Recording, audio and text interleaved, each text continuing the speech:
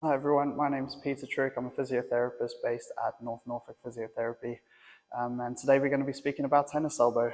We thought while Wimbledon's on, now's as good a time as any to chat to you about tennis elbow and go through some exercises on how to get rid of it.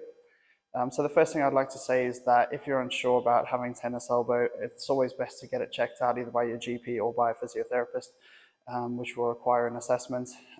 But once you've been diagnosed, it's all about managing how much load we put through the tendons, and that is the reason why it happens. So we've got muscles in our forearm which are unattached to our fingers, and basically they attach to other places too, but their job is to extend the wrist, bring it backwards.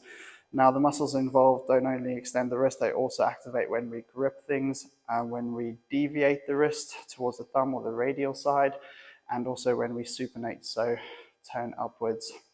Think about holding a bowl of soup facing the ceiling, so that's the supination movement. This condition is not exclusive to tennis players.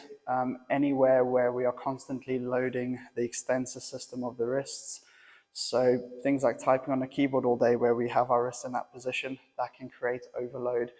Things like rock climbing, if you're a bartender or if you're a waiter or waitress pouring a lot of hot drinks, those sort of things. Any form of overload and stress placed on those muscles or these tendons. So where am I likely to get pain? Usually on the little bony bit on the outside of the elbow, outside when we're standing, palms facing forward. It's called the lateral epicondyle, hence its name, lateral epicondylitis, or more commonly known as tennis elbow. So we've got a group of muscles, as I say, that sit in the front of the forearm here.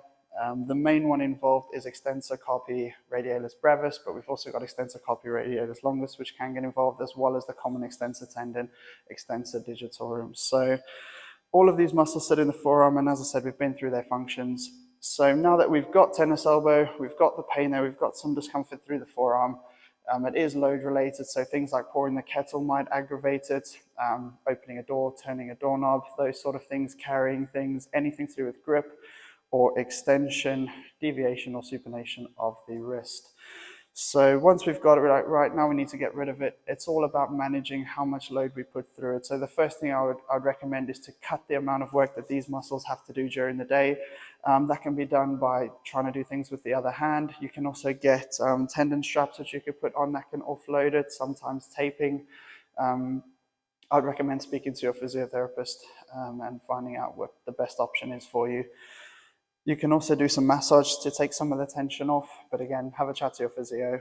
What we're going to do now is look through some exercises. So what we'll do is we'll go through the three types of exercise which we're going to be focused on. It's going to be the three types of movement. So your concentric, which is going into the actual movement of wrist extension. We've got our eccentric, which is doing the opposite movement under load into extension. So it's lengthening with load. And then we've got our isometric, which is not moving at all, but there is load on the structures. So I would recommend starting off with a stretch. So squeeze your fingers right in like you're making a fist, but don't actually squeeze it too hard.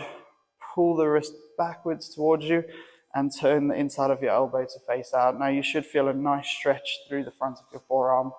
And you can hold this anywhere from 10 to 30 seconds, and I would recommend doing it as often as you can throughout the day.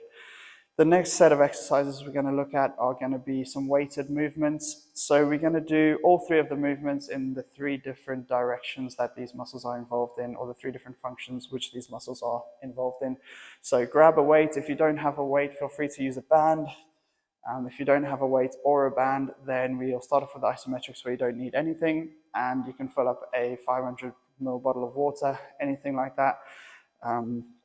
To use instead. So first of all, we're going to start off with our isometrics. So it's important that you place your forearm flat along an object. Now, this can be a desk, it doesn't have to be a box that's laid to the ground. I recommend it's something sort of arm height, arm of a firm chair, anything like that. So the first one we're going to do is an isometric. So in a neutral position, just holding the weight anywhere from 5 to 10 seconds, and then repeat that anywhere from 6 to 8 times, I'd recommend.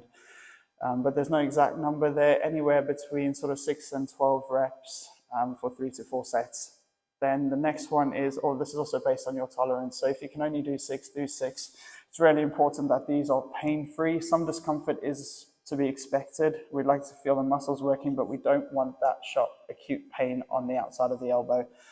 The next one is the eccentric. So starting off right at the bottom position, it is very important at this stage that we don't try and lift the weight up because we don't want to do too much work on these muscles. So what we want to do is take our other hand, raise upwards, hold in that position, and then take 5 or 10 seconds lowering down, really slow and controlled.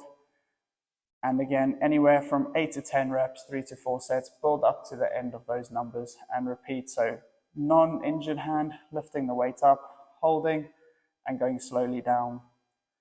The last one, and the more challenging one, will be your concentric movement. So actually starting off at the bottom and then lifting the weight up yourself and slowly down and up again and slowly down. Again, 8 to 12 reps, anywhere from 3 to 4 sets. You can also do exactly the same things, but with your deviation. So I would say grip right at the bottom of the weight, or bottom of the 500 ml bottle. And now what we want to do is starting off holding it there, exactly the same. Then we'll start off at the top and go down really slowly. You might need to leave yourself some clearance there. Down really slowly, up again with the other hand, and down slowly, anywhere from 5 to 10 seconds. The last one is starting off at the bottom and then bringing it up. Again, we should not be feeling pain. Some discomfort is expected, but we should not be feeling pain when we progress to the next level.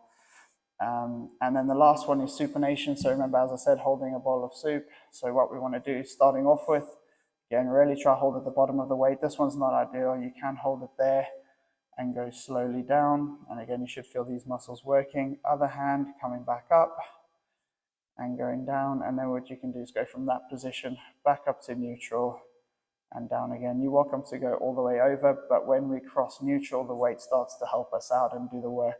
So the muscles on the other side of the arm will be working eccentrically. So basically up to neutral, and just repeat that movement. All of these can be done too with bands, as I said previously. So like that, or turning over, doing it like that.